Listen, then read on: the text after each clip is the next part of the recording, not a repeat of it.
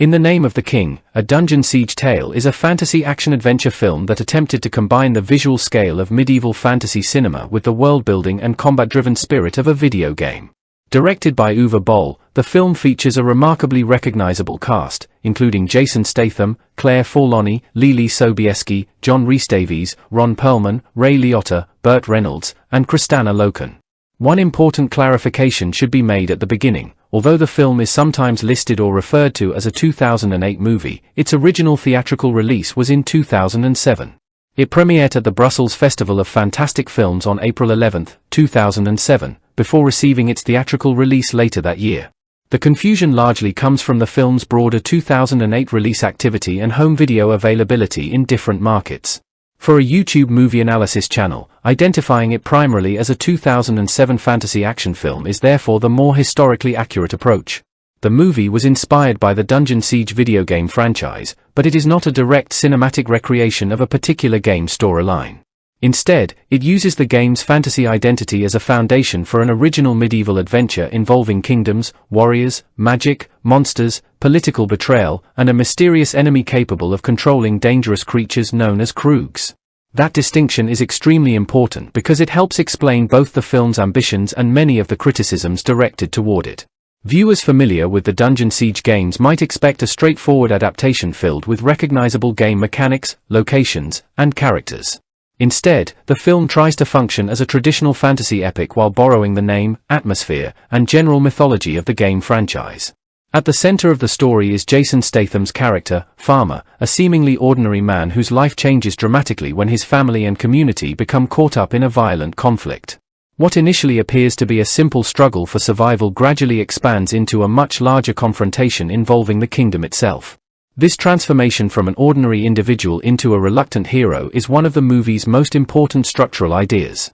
Rather than beginning with an established knight or legendary warrior, the story gives audiences a protagonist identified simply as Farmer. That choice creates an interesting contrast with the grand title of the film. The phrase, "In the Name of the King," suggests political authority, royal destiny, and epic warfare, while the protagonist begins as someone far removed from royal courts and military command. This creates the possibility of a classic fantasy narrative. An ordinary person is forced into extraordinary circumstances and discovers courage, determination, and leadership along the way. The movie therefore operates on two levels. On one level, it is a straightforward fantasy adventure filled with battles and supernatural threats. On another, it is a story about ordinary people becoming involved in conflicts created by powerful political and magical forces. The Dungeon Siege connection. The most obvious piece of background is the film's relationship with the Dungeon Siege video game series. The games are known for their fantasy setting, exploration, combat, monsters, magic, and large-scale adventures. The title Dungeon Siege naturally suggests a world of castles, warriors, dangerous creatures, and supernatural forces, and the film attempts to translate those ingredients into live-action cinema. However, adapting a video game is fundamentally different from adapting a novel. A novel already provides a defined narrative structure. A video game, by contrast, can provide a world, gameplay mechanics, character archetypes, visual designs, enemies, environments, and a general mythology without necessarily providing a single story that can simply be transferred to the screen. This movie therefore takes considerable creative freedom. Instead of asking viewers to watch a literal version of a game, the film creates its own fantasy world. The result is a movie that can be viewed independently of the games, although its connection to the franchise remains an important part of its identity. This was also significant from a commercial perspective.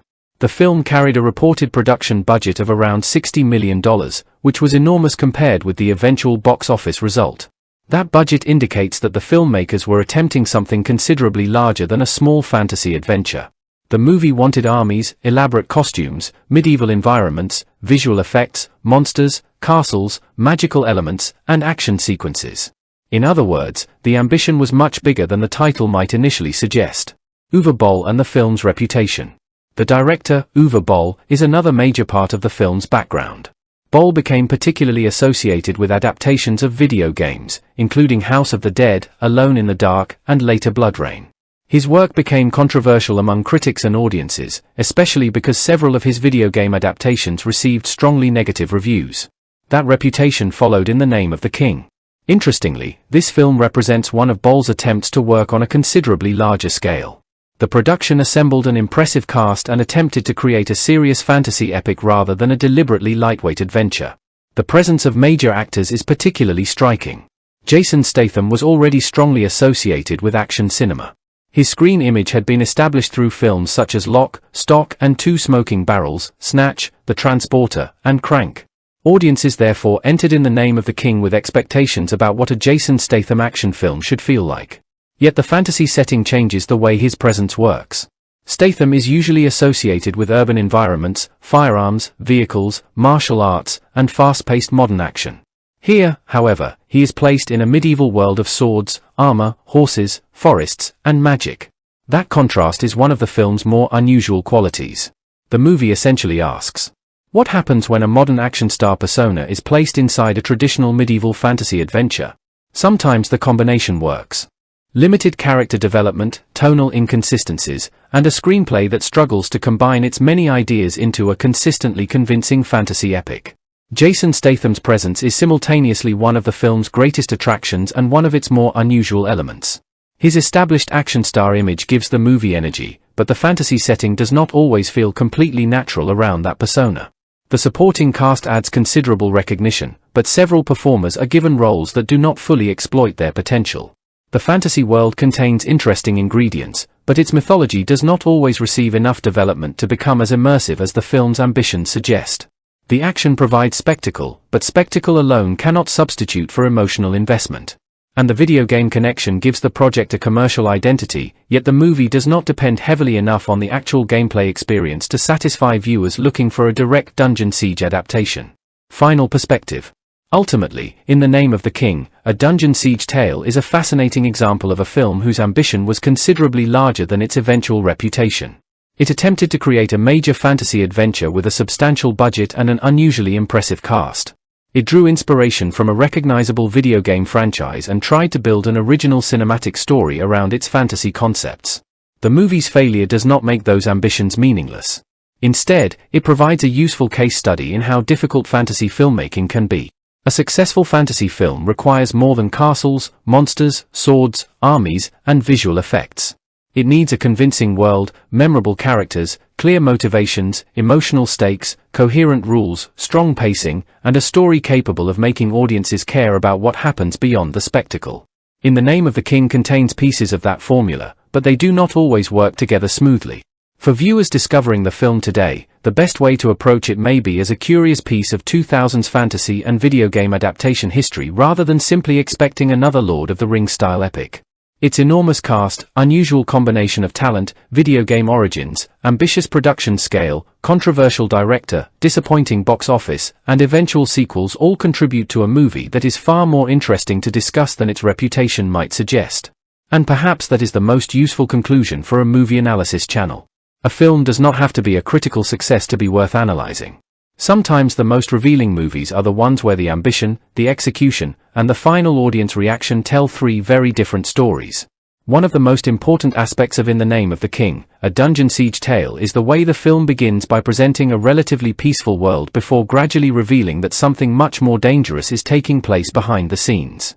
At first glance, the story appears to be a familiar medieval fantasy adventure. There is a kingdom, a king, soldiers, villages, mysterious magic, and dangerous creatures.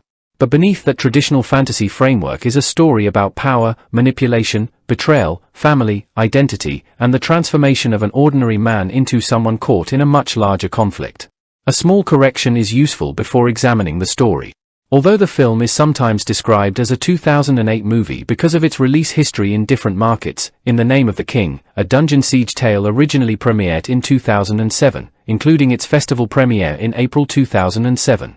The film was inspired by the Dungeon Siege video game franchise, but its story is not simply a scene-by-scene adaptation of the games.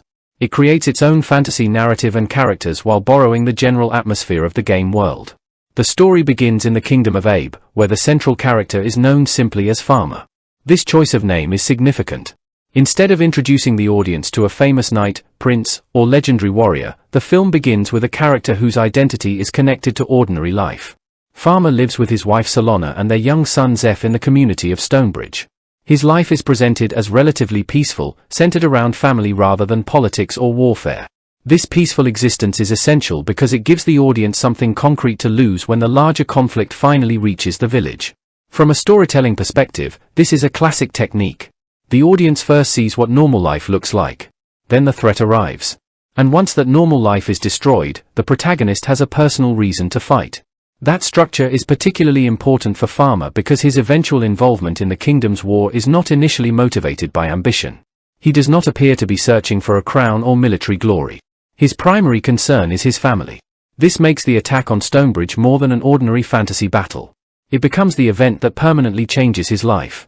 The Krug attack and the transformation of a familiar enemy. The attack on Stonebridge introduces one of the movie's most important elements, the Krugs. In the world of the film, Krugs are generally regarded as primitive and animal-like creatures. Their appearance and reputation establish them as an obvious threat, but the attack introduces an unexpected development. The Krugs are not behaving exactly as the people of Abe expect. They are organized. They are equipped. They are capable of using weapons and armor. Most importantly, they are fighting with a level of coordination and determination that suggests that something more powerful is controlling them. This is an effective idea because it immediately changes the audience's understanding of the enemy. If the Krugs were simply wild creatures attacking a settlement, the conflict would be relatively straightforward. But once they demonstrate discipline and tactical behavior, a more disturbing question emerges. Who is controlling them? That question leads directly to Gorlian. Gorlian is one of the film's central antagonistic forces, a powerful magus whose abilities have moved beyond ordinary magical knowledge into something far more dangerous. His influence over the Krugs transforms them from independent creatures into instruments of his will. Gorlian is not simply another warrior. He represents a darker supernatural dimension of the story. His role allows the movie to move beyond a basic human versus human medieval conflict and into a battle involving manipulation, magic, and corruption. This creates a classic fantasy contrast. The visible enemy versus the hidden power behind the enemy. The soldiers and creatures are the immediate threat, but the real danger comes from the intelligence and supernatural influence directing events. That structure is useful because it gives the story multiple layers of conflict. Politics, power, and the meaning of the title. The title in the name of the king is more meaningful than it might initially appear. It emphasizes the relationship between warfare and political authority. In medieval fantasy stories, kings often represent the stability of an entire civilization. When a kingdom is threatened, the consequences extend beyond the palace. Farmers, merchants, soldiers, families, and ordinary communities become part of the conflict. The film uses this idea by placing an initially ordinary protagonist inside a political struggle. The title can therefore be interpreted as referring not only to a literal king but also to the broader question of who has the right to command others. Throughout fantasy storytelling, kingship frequently symbolizes legitimacy. Who deserves power? Who is protecting the people? Who is manipulating the kingdom?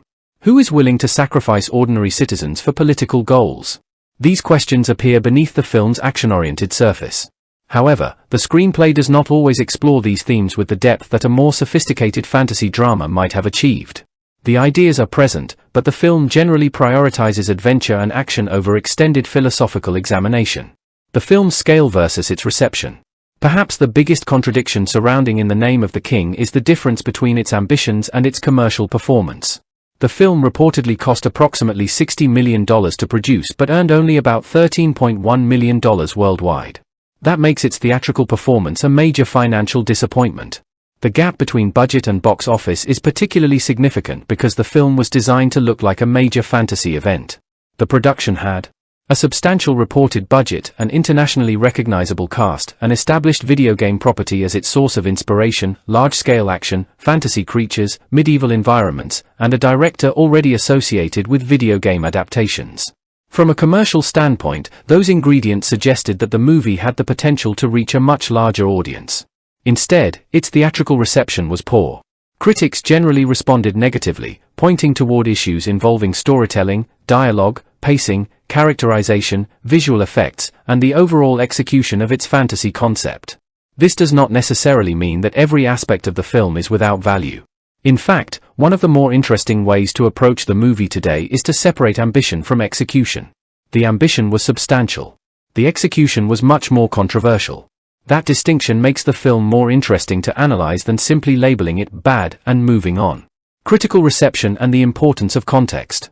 The film's negative critical reputation is an established part of its history. However, a useful YouTube review should avoid turning criticism into a collection of insults. A stronger approach is to ask why critics reacted negatively. One major issue is tonal inconsistency. The movie wants to be a serious fantasy epic, a personal revenge story, a political drama, a video game adaptation, and an action spectacle. Those genres can coexist, but they require careful balance. If one element becomes too dominant, the others can suffer. The film also faces the challenge of comparison. Fantasy audiences had already experienced highly polished productions with extraordinary production design and carefully developed mythology. Against that background, In the Name of the King struggled to establish a sufficiently distinctive identity. Another problem is that some characters can feel like functional pieces of the plot rather than fully developed individuals. A character might exist primarily to deliver information, create a conflict, motivate the protagonist, or move the story toward the next battle. That can make the narrative feel mechanical. Yet the movie's historical significance remains interesting. It represents an ambitious attempt to transform a video game property into a large-scale fantasy film at a time when Hollywood and international cinema were still experimenting with how best to adapt games for the big screen. Why the movie still matters. Although the film was a critical and commercial failure, it did not completely disappear. It eventually developed a certain degree of recognition among genre audiences and became notable within Uwe Boll's filmography. Most importantly, it produced 2 sequels. In the Name of the King 2, Two Worlds, and In the Name of the King 3, The Last Mission. The existence of sequels is itself an interesting part of the film's story. Commercial disappointment normally makes continuation difficult, especially for a fantasy property with a substantial production cost. Yet the title continued in later films with different creative approaches and casts. That gives the original movie a place within a small fantasy action franchise. It also illustrates an important lesson about filmmaking. A movie's financial performance and its long-term cultural curiosity are not always the same thing. A film can fail commercially yet remain interesting because of its cast, production history, unusual concept, director, source material, or reputation. In the Name of the King fits that category. Overall critical assessment. From a critical perspective, In the Name of the King, a dungeon siege tale is best understood as an ambitious but uneven fantasy action film. Its strengths include its scale, recognizable cast, fantasy premise, action-oriented storytelling, and willingness to attempt a large cinematic interpretation of a video game-inspired world. Its weaknesses include uneven storytelling, limited character development, tonal inconsistencies, and a screenplay that struggles to combine its many ideas into a consistently convincing fantasy epic. Jason Statham's presence is simultaneously one of the film's greatest attractions and one of its more unusual elements. His established action star image gives the movie energy, but the fantasy setting does not always feel completely natural around that persona. The supporting cast adds considerable recognition, but several performers are given roles that do not fully exploit their potential. The fantasy world contains interesting ingredients, but its mythology does not always receive enough development to become as immersive as the film's ambitions suggest. The action provides spectacle, but spectacle alone cannot substitute for emotional investment. And the video game connection gives the project a commercial identity, yet the movie does not depend heavily enough on the actual gameplay experience to satisfy viewers looking for a direct dungeon siege adaptation. Final perspective. Ultimately, In the Name of the King, a dungeon siege tale is a fascinating example of a film whose ambition was considerably larger than its eventual reputation. It attempted to create a major fantasy adventure with a substantial budget and an unusually impressive cast. It drew inspiration from a recognizable video game franchise and tried to build an original cinematic story around its fantasy concepts. The movie's failure does not make those ambitions meaningless. Instead, it provides a useful case study in how difficult fantasy filmmaking can be. A successful fantasy film requires more than castles, monsters, swords, armies, and visual effects. It needs a convincing world, memorable characters, clear motivations, emotional stakes, coherent rules, strong pacing, and a story capable of making audiences care about what happens beyond the spectacle. In the Name of the King contains pieces of that formula, but they do not always work together smoothly. For viewers discovering the film today, the best way to approach it may be as a curious piece of 2000s fantasy and video game adaptation history rather than simply expecting another Lord of the Rings-style epic. Its enormous cast, unusual combination of talent, video game origins, ambitious production scale, controversial director, disappointing box office, and eventual sequels all contribute to a movie that is far more interesting to discuss than its reputation might suggest. And perhaps that is the most useful conclusion for a movie analysis channel. A film does not have to be a critical success to be worth analyzing. Sometimes the most revealing movies are the ones where the ambition, the execution, and the final audience reaction tell three very different stories. One of the most important aspects of In the Name of the King, a dungeon siege tale, is the way the film begins by presenting a relatively peaceful world before gradually revealing that something much more dangerous is taking place behind the scenes. At first glance, the story appears to be a familiar medieval fantasy adventure. There is a kingdom, a king, soldiers, villages, mysterious magic, and dangerous creatures. But beneath that traditional fantasy framework is a story about power, manipulation, betrayal, family, identity, and the transformation of an ordinary man into someone caught in a much larger conflict. A small correction is useful before examining the story. Although the film is sometimes described as a 2008 movie because of its release history in different markets, In the Name of the King, a dungeon siege tale originally premiered in 2007, including its festival premiere in April 2007. The film was inspired by the Dungeon Siege video game franchise, but its story is not simply a scene-by-scene adaptation of the games. It creates its own fantasy narrative and characters while borrowing the general atmosphere of the game world. The story begins in the Kingdom of Abe, where the central character is known simply as Farmer. This choice of name is significant.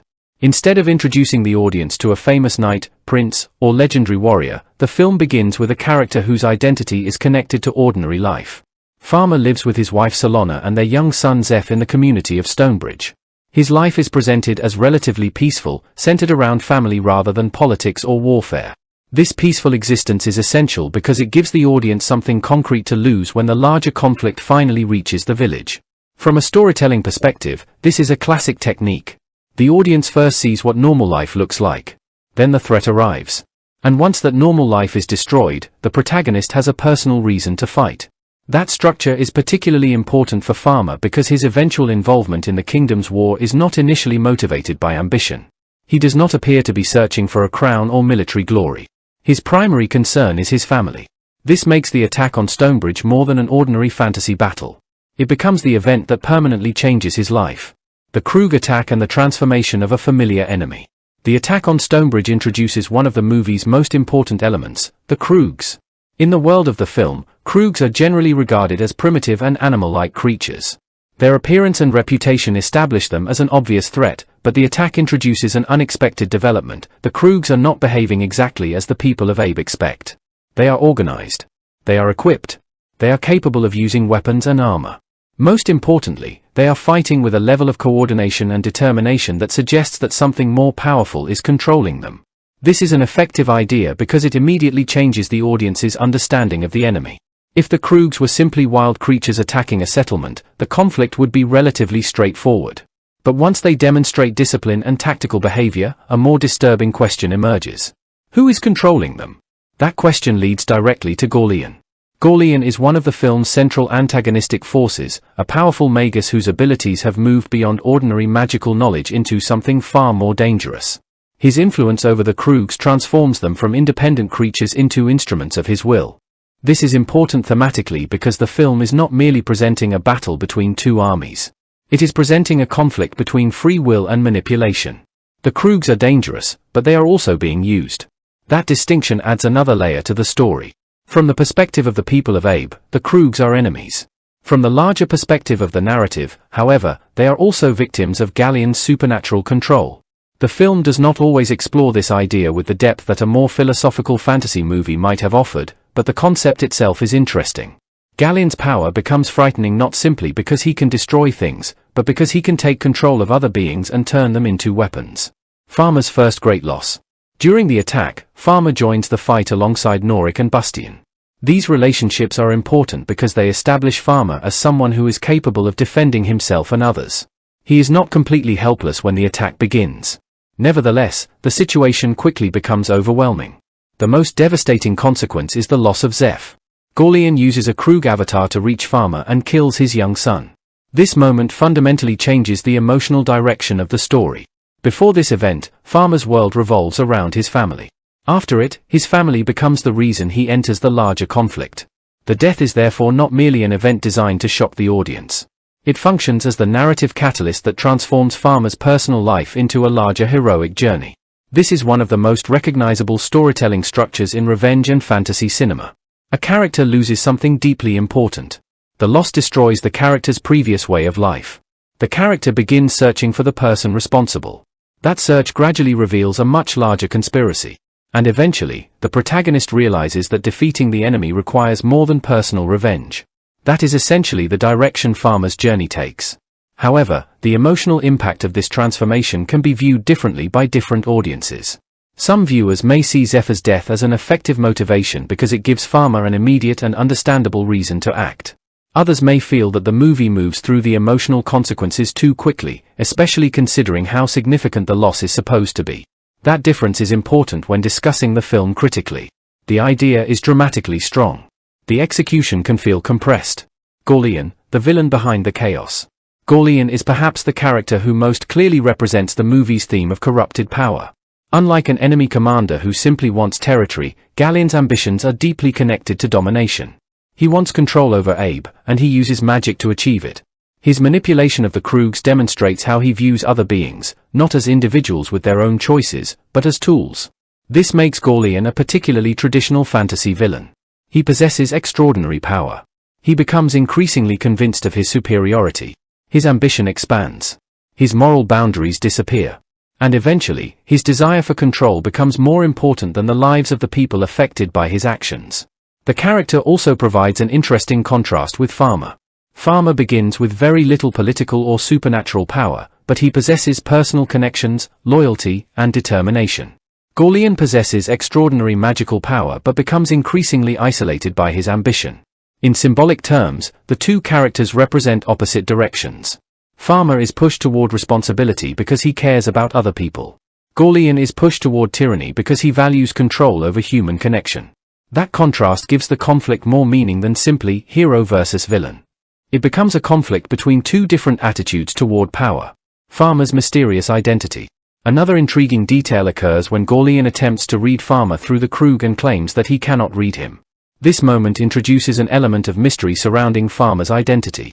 The audience is encouraged to wonder whether Farmer is truly the ordinary man he appears to be. This is a classic fantasy technique. The apparently ordinary protagonist may possess a hidden connection to the larger mythology. His past may be more significant than he realizes. His identity may have political importance. And his existence may be connected to forces that existed long before the story began. The inability to read Farmer therefore functions as a narrative clue. It does not immediately explain everything. Instead, it creates curiosity. This is particularly important because Farmer's name itself is deliberately ordinary. The character is introduced without the grand identity normally associated with fantasy heroes. The mystery surrounding him creates tension between appearance and reality. Is Farmer really just a farmer? Or is there something about his past that the other characters know but he does not? This question becomes increasingly important as Merrick begins investigating his identity. Merrick and the magical dimension of the story. The arrival of Merrick, a Magus-serving King Conread, expands the story beyond Farmer's personal tragedy. Merrick represents a different form of magical power from Gorlian. Where Gorlian uses magic to manipulate and dominate, Merrick is associated with the kingdom and its defense. This creates an important contrast between two magical philosophies. Magic itself is not presented as inherently good or evil. Instead, the morality of magic depends on the person using it and the purpose behind it. That distinction becomes central to the conflict involving Merrick's daughter, Muriela. Merrick also becomes interested in Farmer's identity after recognizing Norik. This creates another narrative connection between Farmer's personal story and the kingdom's larger history. Suddenly, Farmer is no longer simply a grieving husband and father searching for his family. Other characters are beginning to suspect that he may have a deeper connection to the political and historical events surrounding Abe. That is an important escalation. Muriela and the corruption of power. Muriela's relationship with Gorlian introduces one of the film's more interesting character conflicts. She initially falls in love with Gorlian, but eventually realizes that his ambitions are becoming dangerous. Her decision to end the relationship is important because it demonstrates that Gallian's corruption is not merely something recognized by his enemies. Someone who once cared for him also comes to understand what he is becoming. Muriela's situation is particularly tragic because Gorlian has trained her magical abilities while simultaneously attempting to use that relationship to strengthen his own position. The story suggests that Gallian's interest in her power is not entirely based on affection. He wants to control the magical balance between them. This makes their relationship another example of the film's broader theme. Power can corrupt relationships when one person begins viewing another as an instrument. Muriela eventually confesses the situation to her father, Merrick. Merrick interprets her relationship with Gorlian as something that has altered the balance of magical power in Gallian's favor. This is where the personal and supernatural storylines intersect. Muriella's romantic relationship is no longer merely a subplot. It has consequences for the larger magical conflict. Duke Fallow and political betrayal. While Farmer's story represents the personal consequences of Gallian's actions, Duke Fallow represents the political consequences. Fallow is connected to King Conread but secretly works with Gorlian. His motivation is closely tied to ambition. He wants the king's position. This creates a second form of danger inside Abe. The kingdom is not only threatened by an external military force. It is also threatened by betrayal from within. This is a classic fantasy political device, but it serves an important purpose. If the kingdom were united against Gorlian, the story would be relatively simple. Instead, the audience is shown that power struggles exist even among those who are supposedly on the same side. Fallow's alliance with Gorlian demonstrates how political ambition can make an individual willing to cooperate with a dangerous enemy. This also reinforces the film's central theme of power. Gorlian wants power through magic and conquest. Fallow wants power through political succession. Both are willing to manipulate other people to achieve their objectives. The difference is that Gorlian operates primarily through supernatural control, while Fallow operates through political betrayal. The poisoning of King Conread. Gallian's attempt to poison King Conread represents another escalation in the conflict. Rather than simply attacking the king's army on the battlefield, he attempts to remove the kingdom's leader through deception. This demonstrates that Gorlian understands power strategically. A kingdom does not necessarily need to be destroyed physically if its leadership can be weakened or removed. However, the situation becomes complicated because Fallow is also affected by the poisoning. This is an example of how betrayal can become unpredictable. Fallow believes he is manipulating events for his own advantage, but his alliance with Gorlian places him in danger as well. That irony is important. Fallow believes he is using Gorlian to advance his own political ambitions. But Gallian's power is so dangerous that even an ally can become expendable. This creates an important distinction between alliance and trust. Fallow may be cooperating with Gorlian, but that does not mean Gorlian genuinely values him. The relationship is transactional. As long as Fallow is useful, Gorlian has a reason to tolerate him. Once his usefulness changes, his position becomes much less secure. Conrad's recovery and the move toward war. King Conread eventually recovers and chooses to lead his forces against Gorlian. This changes the scale of the story once again. The narrative has now moved from a family in Stonebridge to a village under attack to a hidden magical conspiracy to a political struggle, and finally toward an open war for the kingdom.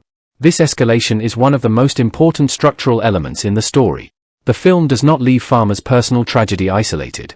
Instead, it gradually connects his suffering with the fate of Abe itself. That is what transforms the story from a revenge narrative into an epic fantasy adventure. Farmer begins by wanting to find Solana. But as the story develops, the struggle becomes larger than his own family. He is eventually forced into a conflict that involves kings, armies, magicians, political traitors, and supernatural forces. Why this story setup works. The strongest element of this section of the movie is its combination of personal and large-scale conflict. The audience can understand Farmer's motivation immediately. He wants his family back. That is simple and emotionally accessible. At the same time, the film introduces increasingly complicated layers involving magic, politics, hidden identity, and warfare. This creates the foundation for a conventional heroic fantasy narrative. The personal story gives the spectacle emotional purpose. The political story gives the conflict broader consequences. The magical story gives the movie its fantasy identity. And the Kroogs provide a physical threat that can be translated into action sequences. When these elements work together, the movie feels like a traditional fantasy adventure. Where critics may have problems. Critics and audiences who dislike the film may argue that the story contains too many ideas without developing all of them sufficiently. There is Farmer's family. There is Gallian's magical ambition. There are the Kroogs. There is Merrick. There is Muriella's relationship with Gorlian. There is Fallow's political betrayal. There is King Conread. There is Farmer's mysterious identity. There is the larger war. All of these elements could potentially support an entire fantasy series. Trying to establish them in one film creates a difficult pacing problem. A viewer may understand what is happening without necessarily feeling that every development has received enough emotional preparation. That is an important difference between plot comprehension and dramatic depth. The audience can follow the events. But following events is not the same as becoming emotionally invested in every character. This is arguably one of the movie's biggest weaknesses. Final analysis of this story segment. The opening and middle developments of In the Name of the King, a dungeon siege tale established the film as a story about ordinary people trapped inside extraordinary struggles for power. Farmer represents the individual whose peaceful existence is destroyed by forces far beyond his control. Solana represents the personal stakes that give his journey emotional motivation. Zephyr's death becomes the catalyst that pushes Farmer into the larger conflict. Norik and Bustian help connect Farmer to the immediate resistance against the Kroogs. Gorlian represents uncontrolled magical ambition and manipulation. Muriella provides a more personal view of Galleon's corruption. Merrick represents a competing form of magical power. King Conread represents legitimate political authority. And Duke Fallow demonstrates that danger can exist inside the kingdom as well as outside it. The most interesting aspect is that these characters are connected by one central question. What happens when power becomes more important than people? Gorlian answers that question through domination. Fallow answers it through betrayal. Farmer offers the opposite response. Despite suffering and fear, he remains motivated by loyalty to the people he loves. That contrast gives the movie a stronger thematic foundation than its surface-level fantasy action might suggest. For audiences, this section can therefore be viewed in two different ways. On a straightforward level, it establishes the hero, villain, magical world, political conflict, and coming war. On a deeper level, it establishes the movie's central struggle between control and freedom, ambition and loyalty, political power and personal responsibility. Whether viewers ultimately find the film convincing depends largely on how successfully they believe these ideas are developed. The ingredients are certainly present. The ambition is obvious. The cast is substantial. The fantasy world is expansive. The conflict grows from a personal tragedy into a battle for an entire kingdom. But the movie's critical reputation demonstrates that having ambitious ingredients is not enough. A fantasy epic must also give those ingredients enough time, emotional depth, and narrative coherence to become something truly memorable. The second half of In the Name of the King, a dungeon siege tale, dramatically expands the story that began with the attack on Stonebridge. What started as a personal search for Solana becomes a struggle involving royal succession, hidden identity, magical manipulation, betrayal, and the survival of the entire kingdom of Abe. One factual point is worth clarifying at the beginning. Although the film is sometimes referred to as a 2008 movie, its original release was in 2007. It premiered at the Brussels Festival of Fantastic Films in April 2007 and received its theatrical release later that year. The different release dates across markets can explain why it is sometimes labeled 2008. The events described in this section represent the point where the film reveals the deeper identity of its protagonist. Farmer, who has spent most of the story believing himself to be an ordinary man, is revealed to be Camden Conread, the long-lost son of King Conread. This revelation is designed to transform the meaning of everything that came before it. Before the revelation, Farmer is fighting because his family has been destroyed and Solana has been taken away. After the revelation, he becomes connected to the kingdom itself. He is no longer merely fighting for his family. He is potentially fighting as the heir to Abe. That transformation is one of the movie's most important narrative decisions. Sedgwick Forest and the introduction of the nymphs. While traveling through Sedgwick Forest, Farmer and his companions encounter a group of mysterious nymphs led by Elora. The introduction of the nymphs expands the fantasy mythology of the film. Until this point, the audience has primarily seen humans, Kroogs, soldiers, and Magi. The nymphs introduce another supernatural culture, one that appears to exist outside the political structure of Abe. This is a familiar fantasy world-building technique. A kingdom does not necessarily exist in isolation. A believable fantasy world often contains different communities, creatures, cultures, and supernatural beings that have their own relationships with the land. Elora's role is especially interesting because she eventually changes sides and helps Farmer's group oppose Gorlian. This means the nymphs are not simply decorative fantasy creatures included for visual variety. At least within the story's structure, they become part of the larger conflict. Elora's eventual alliance with Abe also reinforces one of the movie's recurring ideas. Galleon's ambition is so extreme that it threatens not just human political power but the broader balance of the fantasy world. The forest itself functions as a transitional space. Farmer is moving away from the familiar world of Stonebridge and deeper into a world of magic, danger, and uncertainty. In symbolic terms, the journey through the forest also mirrors his transformation. He begins the journey as Farmer. He emerges from it closer to discovering who he really is. The failed rescue and Farmer's survival. When Farmer and his companions attempt to rescue Solana from the Kroogs, the situation quickly deteriorates. Farmer is knocked unconscious, while Norik and Bustian are captured. This moment is important because it temporarily removes the protagonist's control over events. For much of the story, Farmer has been trying to pursue the enemy and rescue his family. But here, the situation becomes more complicated. His friends are imprisoned, his wife remains in danger, and he is separated from the people who could help him. The sequence also demonstrates the scale of Galleon's influence. Farmer is not fighting one individual villain in a conventional sense. He is confronting an entire network of forces controlled by a powerful magus. The danger comes from many directions. This makes Farmer's later transformation into a leader more significant because he must eventually learn to operate within a much larger conflict rather than simply react to individual threats. When another one of Galleon's magical avatars attempts to execute Farmer, the scene becomes a crucial demonstration of his determination. That shift is important. The older generation, Conrad and Merrick, is gradually disappearing. The younger generation, Camden, Muriella, and others, must now determine the future. Camden's final confrontation with Galleon. Camden eventually reaches Salona and confronts Galleon. Their final confrontation brings the movie's major themes together. At first, the conflict appears to be physical. Camden is a warrior. Galleon is a magus. They therefore fight according to very different strengths. Camden represents physical determination and personal courage. Galleon represents supernatural power and manipulation.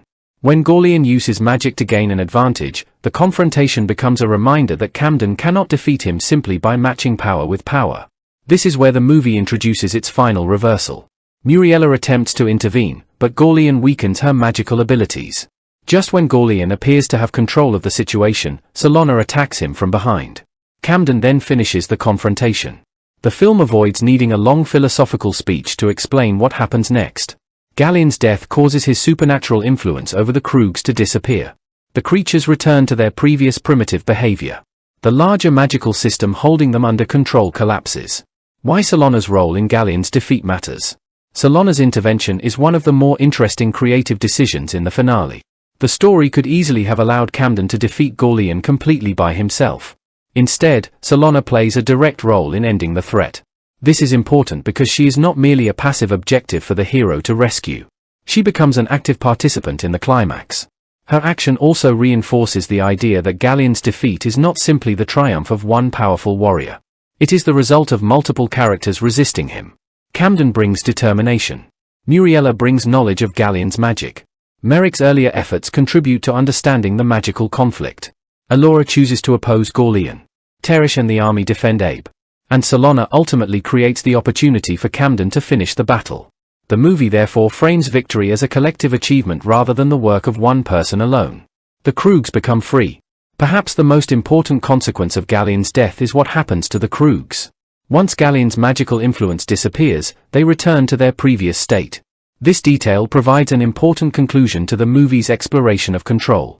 The Kroogs were not simply naturally transformed into organized soldiers. They had been manipulated. When the controlling force disappears, their behavior changes.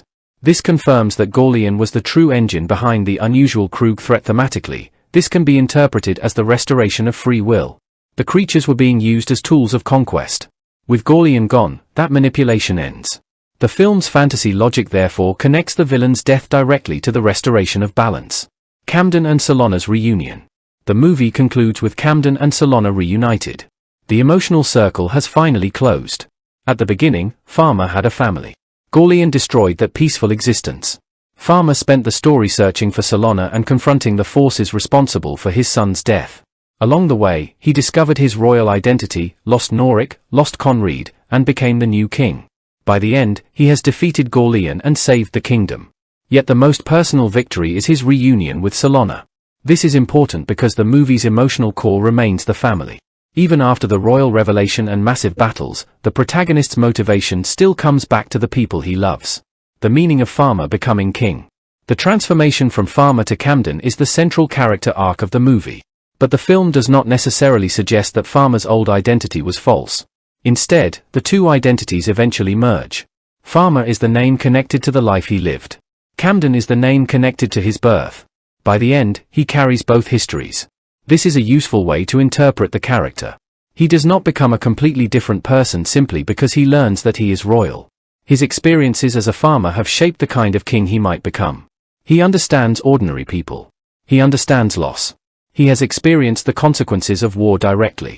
He has not spent his entire life surrounded by political privilege. That potentially makes him a more empathetic ruler than Fallow would have been. Critical view of the ending. The ending is structurally satisfying because it resolves nearly every major conflict. Gorlian is defeated. The Kroogs are freed from his influence. Fallow is removed. Conrad's identity mystery is resolved.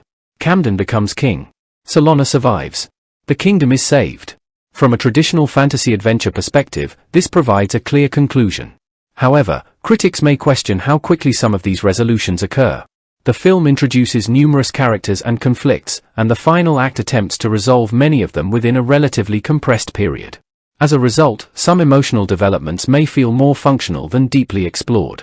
For example, Camden's transformation into king is a major political event, but the film has limited opportunity to examine what governing Abe will actually mean for him. Similarly, the father-son relationship between Conrad and Camden is emotionally important but short-lived.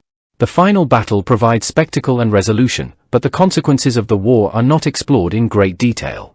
These are legitimate criticisms. At the same time, the movie is fundamentally designed as an adventure fantasy rather than a slow political drama. Its objective is to move from danger to confrontation and ultimately to victory. Judged according to that intention, the ending delivers the expected heroic resolution. Final assessment of this section. The latter portion of In the Name of the King, a dungeon siege tale, contains almost everything the movie has been building toward. Farmer discovers that he is Camden Conrad. Conrad discovers his lost son. Fallow's betrayal is exposed. The kingdom enters a major battle. The kingdom can win the battle and still lose its king. Conrad's final recognition of Camden. After the battle, Conrad and Farmer have their final opportunity to connect. The king confirms Farmer's identity as Camden and recognizes him as his son before dying. This moment is designed to complete Farmer's transformation. At the beginning of the movie, Farmer was simply trying to protect his family. Now he has learned that he is the king's son. He has fought alongside the kingdom's army. He has survived Galleon's attacks. And he has inherited responsibility for Abe. The emotional meaning of this scene comes from the fact that Farmer has spent most of his life without knowing his father. Their relationship is therefore compressed into a very short period. From a critical perspective, some viewers may find this emotionally satisfying because it completes the hidden family mystery. Others may feel that the revelation arrives too late for the father-son relationship to receive extensive development. Both interpretations are reasonable. The concept is emotionally powerful.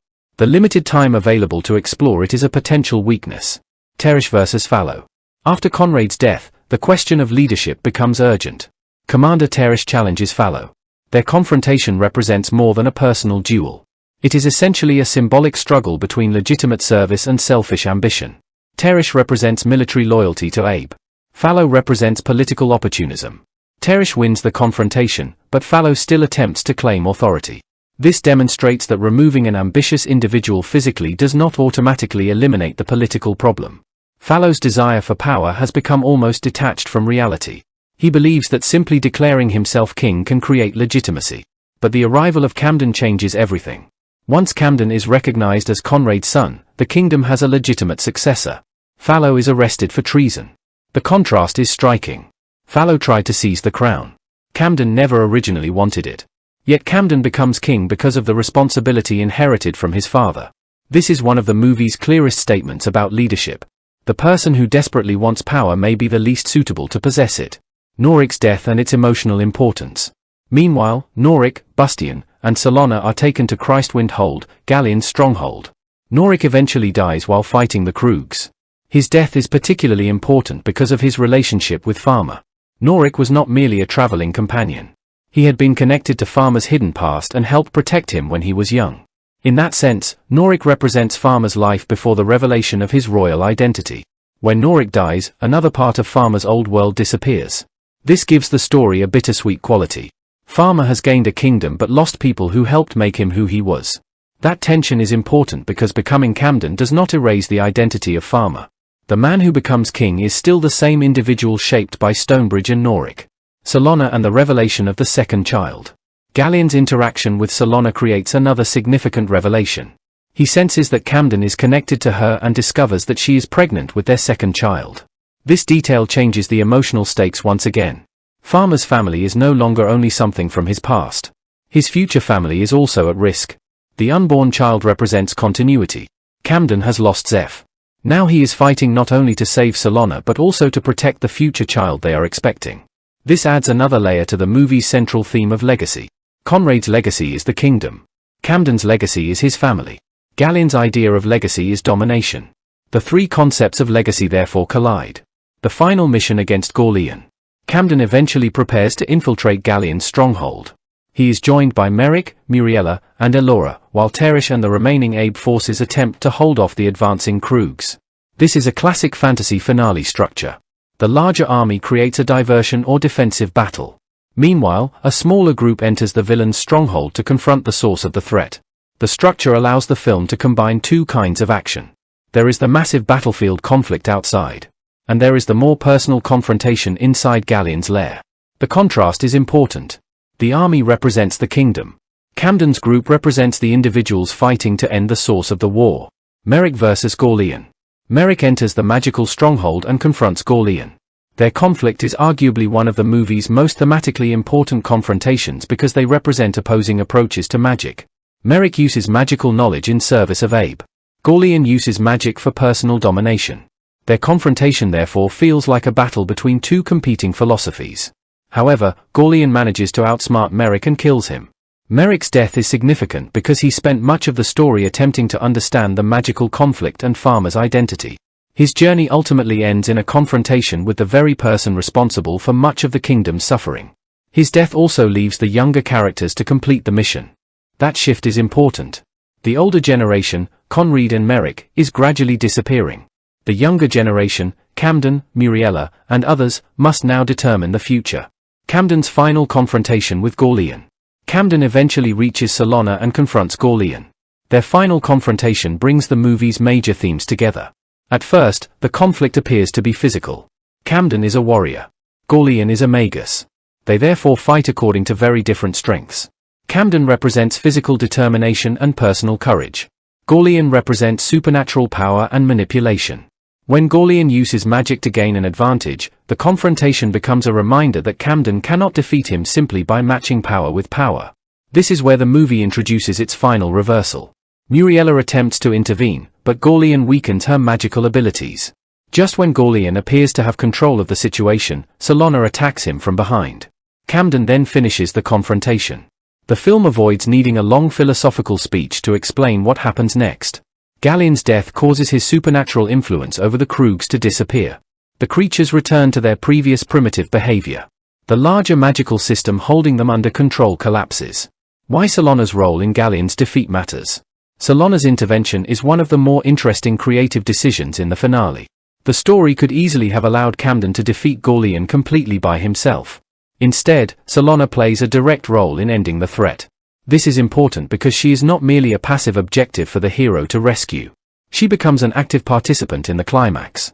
Her action also reinforces the idea that Gallien's defeat is not simply the triumph of one powerful warrior. It is the result of multiple characters resisting him. Camden brings determination. Muriella brings knowledge of Gallien's magic. Merrick's earlier efforts contribute to understanding the magical conflict. Elora chooses to oppose Gorlian. Teresh and the army defend Abe. And Salona ultimately creates the opportunity for Camden to finish the battle. The movie therefore frames victory as a collective achievement rather than the work of one person alone. The Kroogs become free. Perhaps the most important consequence of Gallien's death is what happens to the Kroogs. Once Gallien's magical influence disappears, they return to their previous state. This detail provides an important conclusion to the movie's exploration of control. The Kroogs were not simply naturally transformed into organized soldiers. They had been manipulated.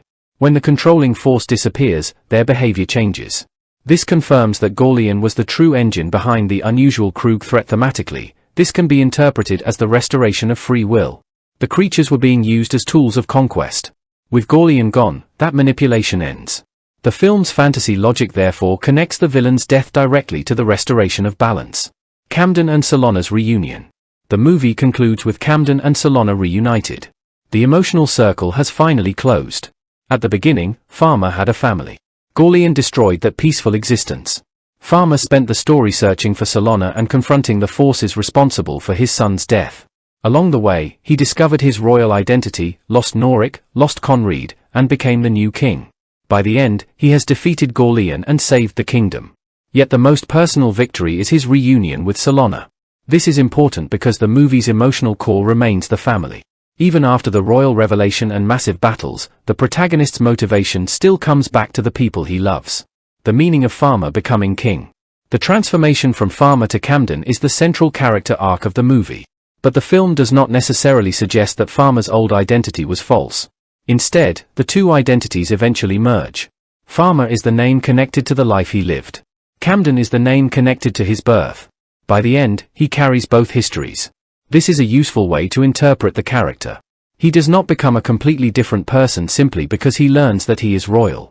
His experiences as a farmer have shaped the kind of king he might become. He understands ordinary people. He understands loss. He has experienced the consequences of war directly. He has not spent his entire life surrounded by political privilege. That potentially makes him a more empathetic ruler than Fallow would have been. Critical view of the ending. The ending is structurally satisfying because it resolves nearly every major conflict. Gorlian is defeated. The Kroogs are freed from his influence. Fallow is removed. Conrad's identity mystery is resolved. Camden becomes king. Liotta survives. The kingdom is saved. From a traditional fantasy adventure perspective, this provides a clear conclusion. However, critics may question how quickly some of these resolutions occur. The film introduces numerous characters and conflicts, and the final act attempts to resolve many of them within a relatively compressed period. As a result, some emotional developments may feel more functional than deeply explored. For example, Camden's transformation into king is a major political event, but the film has limited opportunity to examine what governing Abe will actually mean for him. Similarly, the father-son relationship between Conrad and Camden is emotionally important but short-lived. The final battle provides spectacle and resolution, but the consequences of the war are not explored in great detail. These are legitimate criticisms. At the same time, the movie is fundamentally designed as an adventure fantasy rather than a slow political drama. Its objective is to move from danger to confrontation and ultimately to victory. Judged according to that intention, the ending delivers the expected heroic resolution. Final assessment of this section. The latter portion of In the Name of the King, a dungeon siege tale, contains almost everything the movie has been building toward. Farmer discovers that he is Camden Conrad. Conrad discovers his lost son. Fallow's betrayal is exposed. The kingdom enters a major battle. It is more coherent. For viewers interested in the movie's production history, comparing the theatrical and director's cuts can therefore be particularly revealing. It provides insight into how editors and filmmakers decide what audiences need to see and what can be removed without destroying the basic story. Visual effects, creating the fantasy world. Because In the Name of the King is a fantasy movie, visual effects were essential. The production used a number of visual effects companies, including Electrofilm, Frantic Films, The Orphanage, Pictorian Das Work, Rocket Science VFX, Technicolor Creative Services, TVT Post-Production, and Upstart Animation. The number of companies involved indicates the complexity of the visual effects workload. Modern fantasy filmmaking often divides visual effects work among multiple specialized teams. One company might work on creatures. Another might handle environmental extensions. Another could focus on magical effects. Another might perform compositing and digital cleanup. This is especially important in a film like this because the fantasy world combines real environments with digital elements. The Kroogs, magical effects, large-scale environments, and other supernatural elements require visual manipulation. The goal is to make all these different elements appear as though they belong to one physical world. This is one of the hardest tasks in visual effects filmmaking. A digital creature can be technically impressive but still look artificial if the lighting does not match its environment. Similarly, a battlefield can look enormous when digital extensions are used, but the illusion fails if the actors appear disconnected from the background. Good visual effects therefore depend not only on computer-generated imagery but also on lighting, camera movement, composition, shadows, texture, sound, editing, and actor performance. The Kroogs as a visual challenge. The Kroogs are probably the most obvious example of the film's visual effects requirements. They are central to the story and appear throughout the action. The filmmakers had to establish them as a believable part of the world. Their appearance needed to be consistent. Their movements needed to look physically convincing. Their armor and weapons needed to interact naturally with their bodies. And their large numbers required careful coordination. This creates a difficult balance. If the creatures look too realistic, they can become intimidating and grounded. If they look too artificial, the audience may become aware that they are watching a digital or heavily manipulated effect. This is one reason creature design is so important in fantasy cinema. A creature needs to feel like it belongs to the world. The movie's connection to Dungeon Siege also makes the Kroogs especially important. They are one of the most recognizable elements linking the film to its video game inspiration. Even though the movie tells its own story, the presence of the Kroogs reminds audiences that this world originated from a gaming property. Production design and the fantasy aesthetic. The movie also depends heavily on production design. Fantasy cinema needs to create a world that feels different from everyday life. Costumes, weapons, buildings, armor, props, architecture, and landscapes all contribute to that illusion.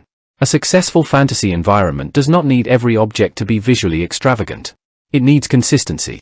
If the audience believes that the characters genuinely live in this world, then even a simple village can become convincing.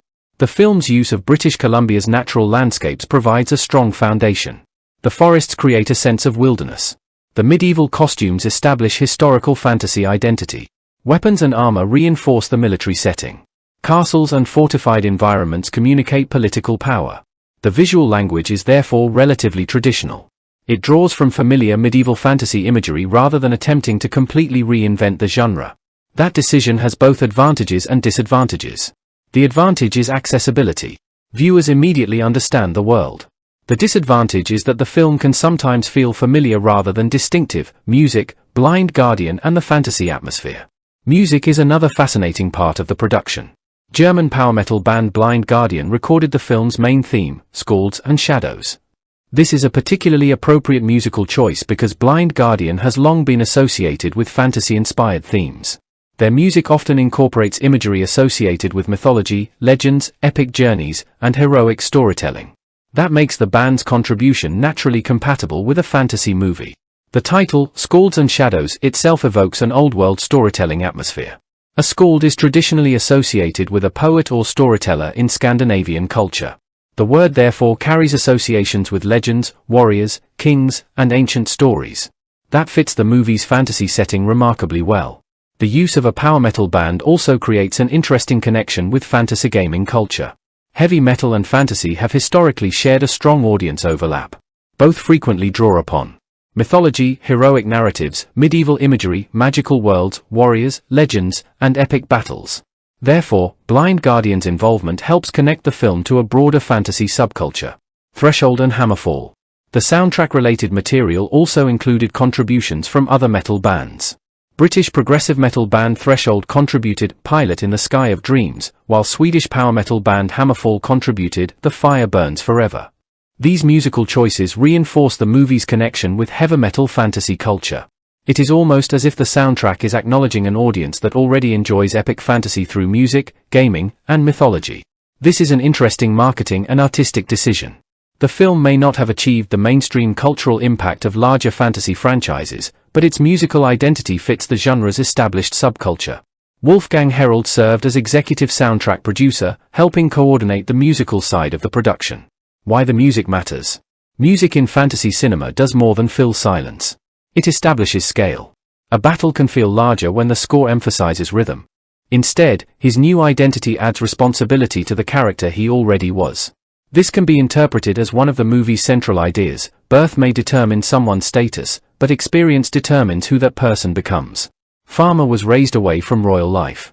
His understanding of ordinary people comes from his life in Stonebridge. His relationship with Norik and Solana shaped his worldview. That background arguably makes him different from the political figures who are obsessed with power. Statham's restrained performance also suits the character. Farmer is not written as a highly talkative hero.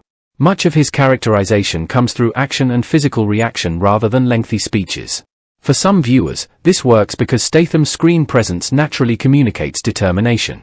For others, the relatively limited emotional dialogue may make Farmer feel underdeveloped. That is an important distinction between star presence and character depth. Statham can make Farmer look convincing as a determined fighter, but the screenplay does not always give him enough material to explore every emotional stage of the character's transformation. Nevertheless, the casting remains one of the movie's most recognizable features. The unusual sight of Jason Statham fighting medieval enemies gives the film an identity that it might not otherwise possess. Ray Liotta as Gorlian. If Statham represents physical determination, Ray Liotta's Gorlian represents corrupted power. Liotta was particularly associated with intense dramatic roles, criminal characters, psychological tension, and morally complicated personalities. Casting him as the film's primary magical antagonist therefore makes sense. Gorlian is not simply a warrior. He is a magus. His power comes from magic, manipulation, and his ability to influence other beings. He seeks control over Abe and uses the Kroogs as instruments of his ambitions. The role allows Liotta to move into a fantasy environment while maintaining some of the intensity audiences associate with his performances. Gorlian is also important because he provides the ideological opposite of Farmer. Farmer's journey is driven by love and responsibility. Galleon's journey is driven by domination. Farmer wants to recover his family. Gorlian wants to control a kingdom. Farmer gradually accepts responsibility for power. Gorlian becomes increasingly corrupted by power. That contrast makes their eventual confrontation more than a conventional action climax. It becomes a conflict between two completely different attitudes toward power. Liotta's performance contributes to this because Gorlian often feels theatrical and threatening without being a traditional sword-wielding villain. His weapon is his supernatural ability. He can influence the Kroogs, manipulate people, and use magic to gain advantages over opponents. This also makes Gorlian a particularly appropriate antagonist for a fantasy film inspired by a video game. In many fantasy games, the final enemy is not simply another soldier. The villain represents the source of the supernatural threat. The film adopts that structure. The Kroogs may be the visible enemies, but Gorlian is the force behind their unusual behavior. His death ultimately removes the magical control affecting them. That gives his character an important structural purpose. Burt Reynolds as King Conread. Burt Reynolds brings a very different kind of star presence to the film. By this stage of his career, Reynolds represented an earlier generation of Hollywood fame. His inclusion gives the movie additional recognition beyond the action and fantasy genres. King Conread is important because he represents legitimate authority in Abe. His character stands in contrast to Duke Fallow. Conread is the established ruler. Fallow is the ambitious figure who wants to replace him. This political relationship becomes especially important after the revelation that Farmer is actually Conrad's lost son. Suddenly, the king's relationship with Farmer is not only emotional. It is connected to the future of the kingdom. The casting of Reynolds therefore contributes to the sense that Conread is an established authority figure. However, the movie does not spend a huge amount of time developing the father-son relationship between Conread and Camden. That is partly because the story has many other elements to manage. The emotional revelation occurs relatively late, and Conread dies not long afterward. This creates a dramatic but compressed relationship. Some viewers may find that effective because it gives the father-son reunion a tragic quality. Others may feel that the movie does not give the two characters enough time together to make the relationship as emotionally powerful as it could have been. Nevertheless, Reynolds' presence gives the character a recognizable sense of authority and reinforces the film's attempt to present itself as a large-scale fantasy epic. John Rhys-Davies as Merrick. The casting of John Rhys-Davies is perhaps one of the most obvious nods toward the fantasy tradition. Rhys-Davies was internationally recognized for playing Gimli in the Lord of the Rings trilogy. Therefore, placing him in another medieval fantasy movie naturally creates expectations. However, Merrick is very different from Gimli.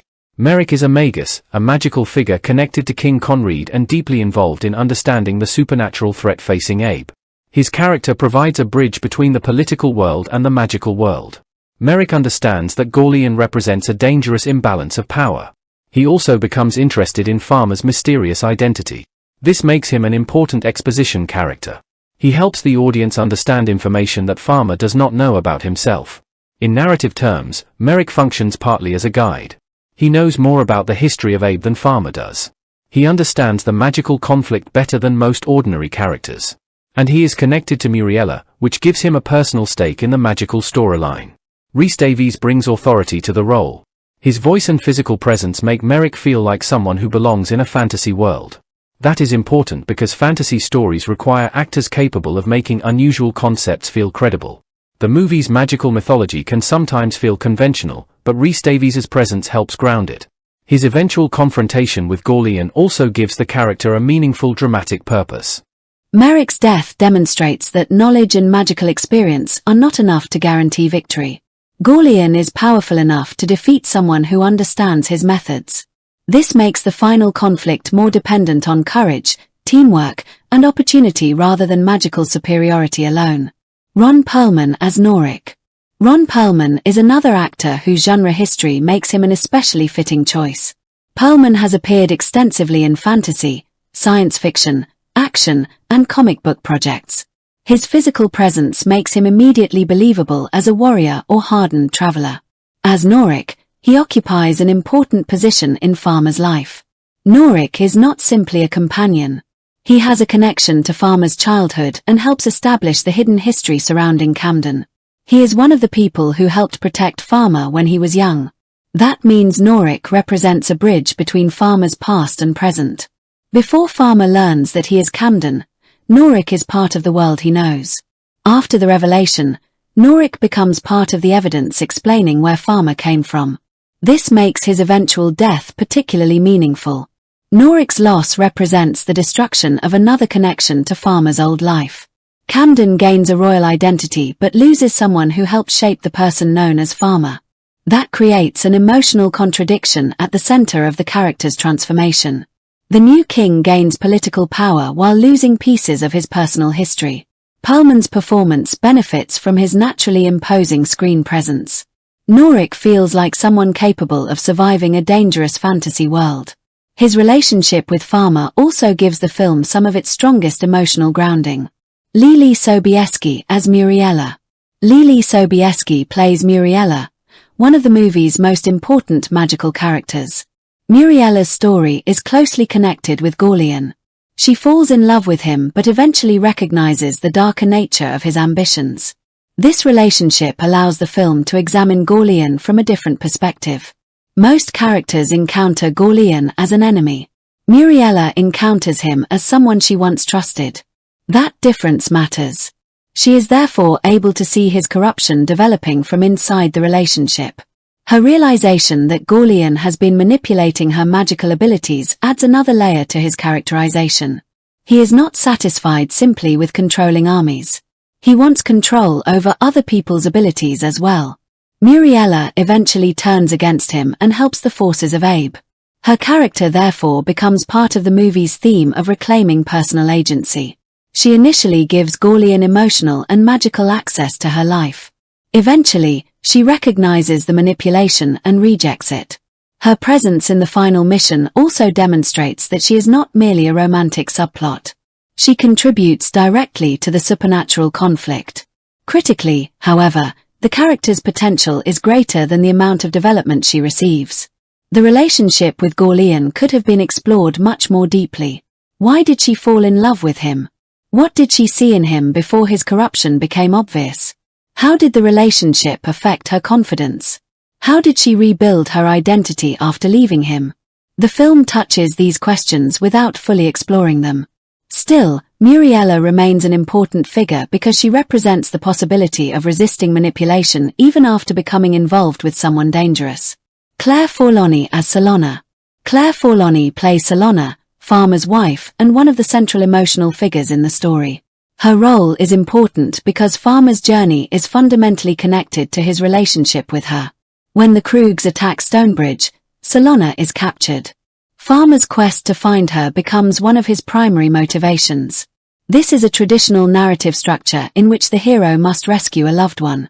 However, the film gives Salona a more important role during the climax. She ultimately participates directly in Galleon's defeat. That decision is significant because it prevents her character from remaining entirely passive. For most of the movie, Salona is positioned as someone Farmer needs to rescue. Near the end, she helps create the opportunity that allows Gorlian to be defeated. This changes the meaning of her character. She is not simply the prize at the end of Farmer's journey. She becomes an active participant in the resolution. Her pregnancy also introduces another dimension. Salona is carrying Camden's second child, meaning that the family Farmer is fighting to protect represents both his past and his future. Zeph represents the family he has lost. The unborn child represents the family he still has the possibility of protecting.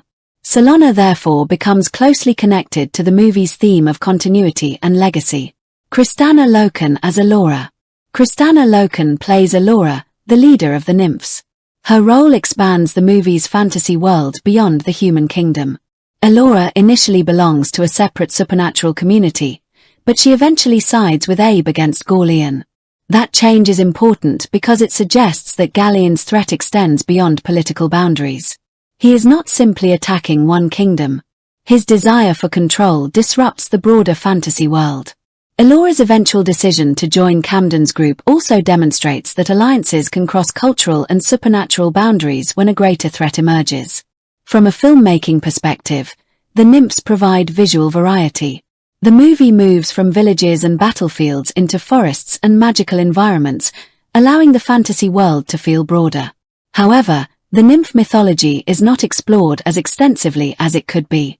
Ellora therefore functions effectively as a fantasy ally but has less psychological development than the central characters. Still, her presence contributes to the film's larger sense of adventure. Matthew Lillard as Duke Fallow. Matthew Lillard plays Duke Fallow, and his casting is particularly interesting because audiences may associate Lillard with very different kinds of characters.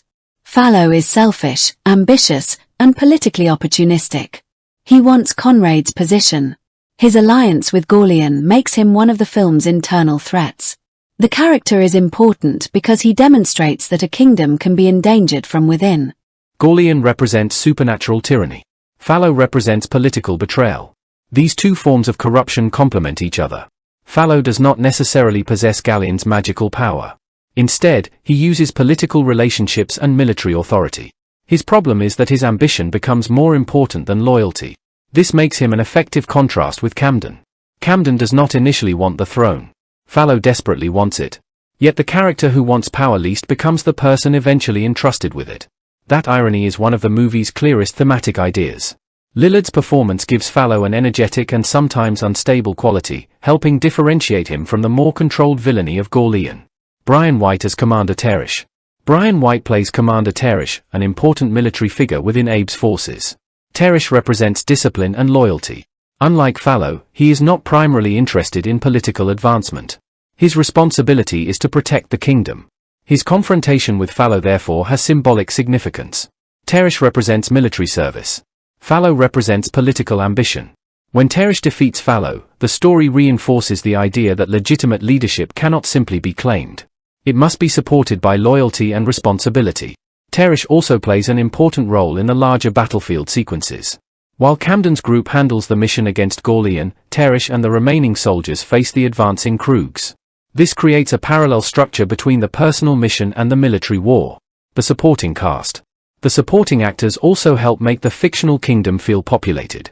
Mike Doppard plays General Backler, contributing to the military hierarchy surrounding King Conrad. Will Sanderson plays Bastian, who is connected to Farmer and Norik and becomes part of the journey through the increasingly dangerous conflict. Tanya Saulnier appears as Talwyn, while Gabrielle Rose plays Delinda. Terence Kelly plays Trumaine. And Colin Ford plays Zeph, Farmer, and Salona's young son. Although some of these characters receive considerably less screen time than the principal cast, their presence helps establish the idea that the conflict affects an entire community rather than only a handful of heroes. Zephyr's role is especially important despite his limited screen time because his death becomes the emotional trigger for Farmer's transformation. This demonstrates an important principle of screenwriting. A character does not necessarily need a large amount of screen time to have a major effect on the story. Zephyr's importance comes from what his loss means to Farmer. The ensemble as a whole. When the cast is considered collectively, one of the movie's greatest strengths becomes obvious. The production assembled actors with very different cinematic identities and placed them inside the same fantasy world. Statham represents modern action cinema. Rhys Davies represents epic fantasy. Perlman represents genre filmmaking. Liotta brings psychological intensity. Reynolds represents classic Hollywood stardom. Lillard brings a different energy to the political storyline. Sobieski and Forlani provide important emotional and character dimensions. Loken expands the fantasy mythology. This diversity gives the movie an unusual texture. However, it also highlights one of the film's central weaknesses. The screenplay sometimes struggles to give all of these performers enough material. A cast can only perform as strongly as the characters and scenes allow. If the story moves quickly from one plot development to another, actors may have limited opportunities to establish complex relationships. That is why the cast is simultaneously one of the movie's most impressive and most frustrating features. The talent is there. The recognizable faces are there. The genre experience is there. But the script does not always fully capitalize on that potential. Final evaluation of the cast. The cast of In the Name of the King, a dungeon siege tale is much more interesting than the film's reputation might initially suggest. Jason Statham provides the action star center. Ray Liotta creates the supernatural antagonist. Burt Reynolds supplies royal authority. John Rhys-Davies adds fantasy credibility. Ron Perlman brings physical and emotional weight. Lily Sobieski gives the magical storyline a personal dimension. Claire Forlani anchors Farmer's family motivation. Kristanna Loken expands the supernatural world. Matthew Lillard represents political ambition and betrayal. Brian White provides military authority. And the supporting performers help populate the world around them.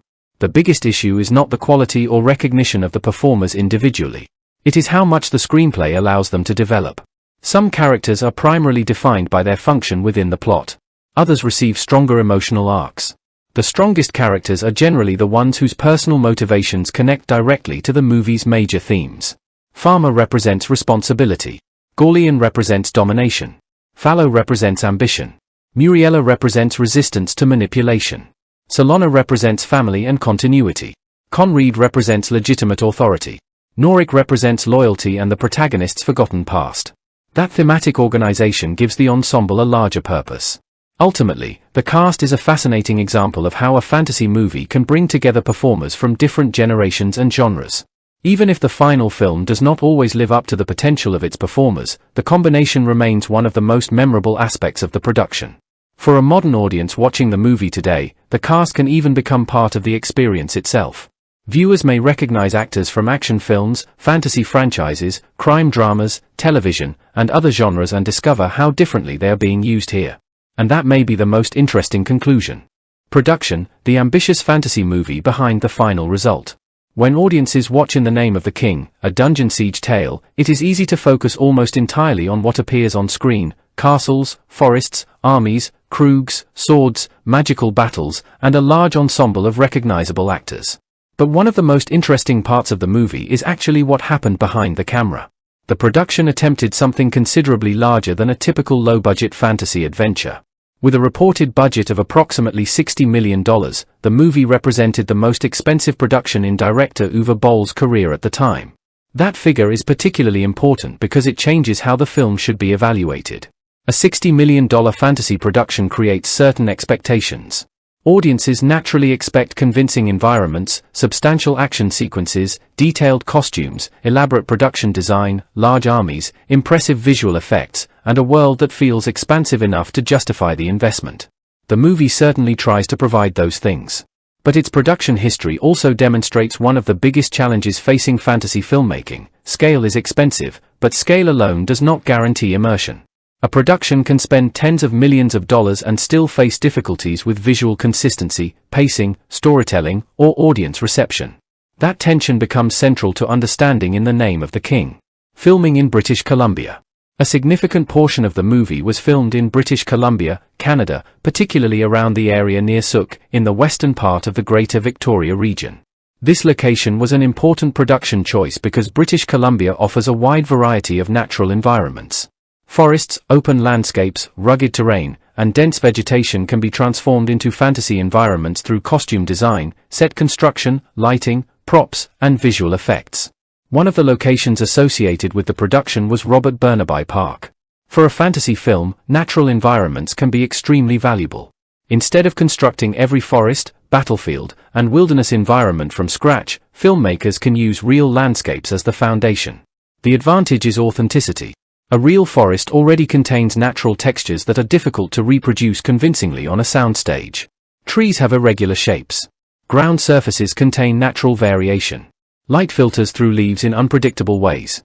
Fog, rain, mud, and changing weather can add atmosphere. These details can make fantasy environments feel more physical. At the same time, filming in real environments creates its own problems. Large-scale action sequences require coordination between actors, stunt performers, cameras, equipment, horses, props, and visual effects teams. A forest that looks beautiful in a static shot can become extremely complicated when dozens of performers need to move through it safely. That makes the production's location work an important part of the movie's visual identity. Local and First Nations participation. Another interesting production detail is that local residents and First Nations people were recruited as extras and for other production duties. This is significant because large film productions can have an economic impact on the communities where they are filmed. A fantasy production does not simply arrive with actors and cameras. It can require Extras, construction workers, transportation, catering, location services, technical crews, security, costume support, and other local assistance. Therefore, the filming process can involve a much wider group of people than those who receive prominent screen credit. For viewers, this is something worth remembering when watching a large battle scene. What looks like a fictional medieval army on screen may involve dozens or hundreds of performers and crew members coordinating behind the scenes. The finished image is the result of a very complicated production process. The $60 million budget. The reported $60 million production budget is perhaps the most important fact in understanding the movie's ambitions. This was a major investment for Uwe Boll. It suggests that the filmmakers were not trying to create a small fantasy film designed only for a niche audience. They were attempting to produce something that could compete in the increasingly crowded fantasy adventure market. This context matters enormously. The 2000s were a particularly competitive period for fantasy cinema. Large productions had demonstrated that audiences could turn fantasy adventures into global events. That meant a new fantasy movie needed to offer something visually impressive and commercially distinctive. In the Name of the King attempted to do this through a combination of a recognizable video game property, an established action star, a large supporting cast, fantasy creatures, medieval environments, armies, magical characters, and large action sequences. On paper, the formula looks commercially promising. But the problem is that audiences do not buy a movie based on production cost. They buy a story. They respond to characters. They respond to marketing. They respond to reviews and word of mouth. And they ultimately decide whether the experience is worth their time and money. This is where the movie's production ambitions collided with its reception. Two versions of the movie. Another particularly interesting production detail is that two versions of the film were produced. The theatrical version runs approximately 127 minutes, while a longer director's cut was prepared for DVD and runs approximately 155 minutes. That difference of almost half an hour is significant. It suggests that the movie contained substantially more material than theatrical audiences originally saw. His is especially relevant for In the Name of the King because one of the common criticisms of the theatrical version concerns its storytelling and the development of its many characters. The film has a large cast and a complicated story. There are Farmer's family, the Krugs, Gorlian, Merrick, Muriella, King Conrad, Duke Fallow, Commander Teresh, Noric, Bustian, Elora, and the political conflict surrounding Abe. Trying to introduce all these elements within a 127-minute theatrical runtime creates a demanding editing challenge. Momentum, and heroic progression. A mysterious forest can feel more magical through atmospheric sound. A villain can appear more threatening when the musical language becomes darker or more dramatic. The movie's use of metal-associated music is interesting because it creates a different identity from the orchestral approach commonly associated with traditional fantasy epics. Instead of relying exclusively on a sweeping orchestral sound, the film connects itself to the energy of rock and metal. That choice makes sense for a movie inspired by a video game. Video game culture and metal music have historically shared audiences, especially among fans of fantasy worlds and action-oriented entertainment. The box office, a major commercial disappointment. The movie's financial performance is one of the most important facts surrounding its legacy. According to the figures provided, the film opened in the United States with approximately $2.98 million, failing to enter that week's top 10. Its reported worldwide theatrical gross was approximately $10.3 million, including around $2.47 million in Germany, $1.39 million in Russia, $1.22 million in Spain. When these numbers are compared with the reported $60 million production budget, the scale of the commercial disappointment becomes immediately apparent. This is why the movie is widely characterized as a box office bomb. The important point for a movie analysis channel is not simply to say that the film failed. The more interesting question is, why did a movie with a large budget, recognizable actors, a fantasy setting, and a video game connection perform so poorly? There is no single explanation. Commercial failure usually results from multiple factors. The challenge of audience expectations. One possible factor is audience expectation. The movie was positioned as a large fantasy adventure, but audiences had already become accustomed to extremely polished fantasy productions. The standard for fantasy spectacle had risen considerably. Viewers expected sophisticated world-building, memorable characters, impressive effects, emotional depth, coherent mythology, and large-scale storytelling. Simply including swords, castles, monsters, and magic was no longer enough. A fantasy movie had to create an identity of its own. In the Name of the King had the ingredients of a fantasy blockbuster, but its critical reputation may have weakened audience interest. Critical reception and word of mouth. Critical response also plays an important role in box office performance. When critics respond negatively to a major release, audience interest can decline rapidly. This is particularly true for films without an enormous built-in mainstream audience. The Dungeon Siege name was recognizable among gamers, but it did not have the universal cultural recognition of properties such as The Lord of the Rings or other major fantasy franchises. That meant the film needed positive word of mouth to expand beyond its core audience. Instead, negative reception limited that opportunity. This creates a dangerous cycle. Negative reviews reduce curiosity. Lower curiosity reduces opening attendance. Weak opening numbers reduce theater support. Reduced theater support limits the movie's visibility. And poor visibility makes it harder to recover financially. The video game adaptation problem. Another important issue is the history of video game adaptations. During the 1990s and 2000s, Hollywood frequently struggled to translate video games into successful films. A game can survive on gameplay. A movie cannot. A player may spend dozens of hours exploring a game world. A film generally has only a couple of hours to establish its characters, rules, mythology, and conflict. In the Name of the King therefore faced the difficult task of transforming a game-inspired concept into a self-contained cinematic narrative. The film's approach was not to recreate the game literally. Instead, it built a new story. That gives it independence but also creates a problem. If the film is too different from the game, existing fans may feel disconnected. If it is too similar, general audiences may feel that the movie lacks originality. Finding the right balance is difficult. Why the $60 million budget became so important? The budget did not merely represent money. It became part of the movie's reputation. When a low-budget fantasy film struggles, audiences may forgive limitations. When a $60 million production struggles, viewers naturally ask why the resources were not enough to create a stronger result.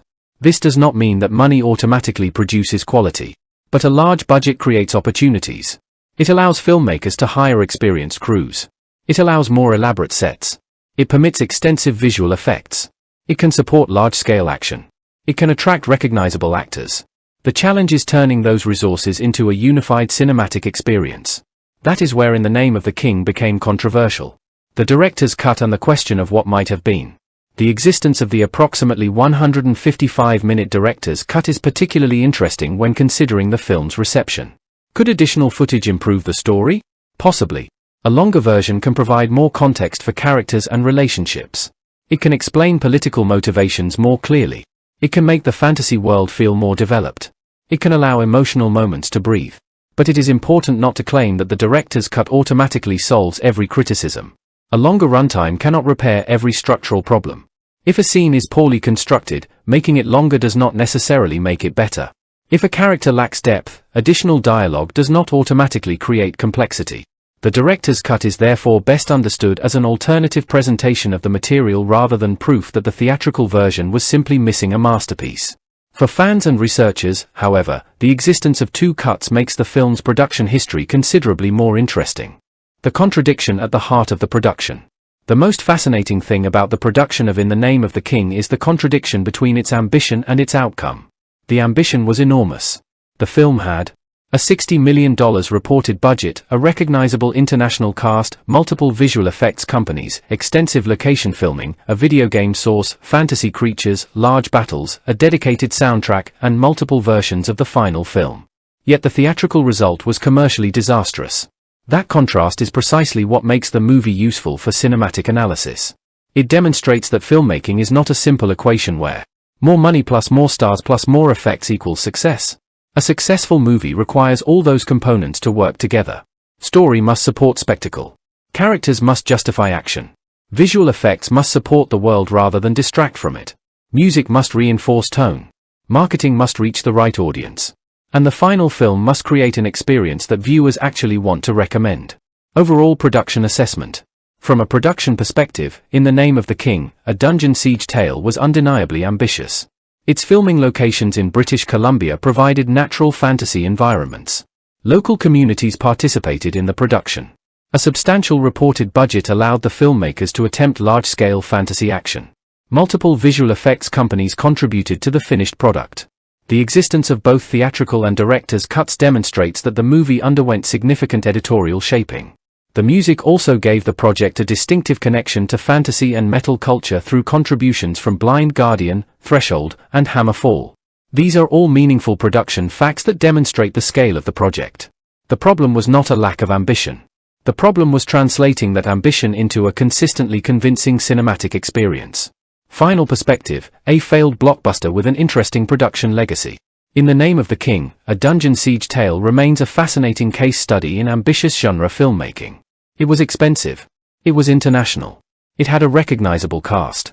It used extensive locations and visual effects. It drew inspiration from an established game franchise. It featured music from prominent metal bands. It received both a theatrical cut and a substantially longer director's cut. And yet its theatrical performance was dramatically below what would normally be expected from a production of its scale. That contrast is the key to understanding the movie.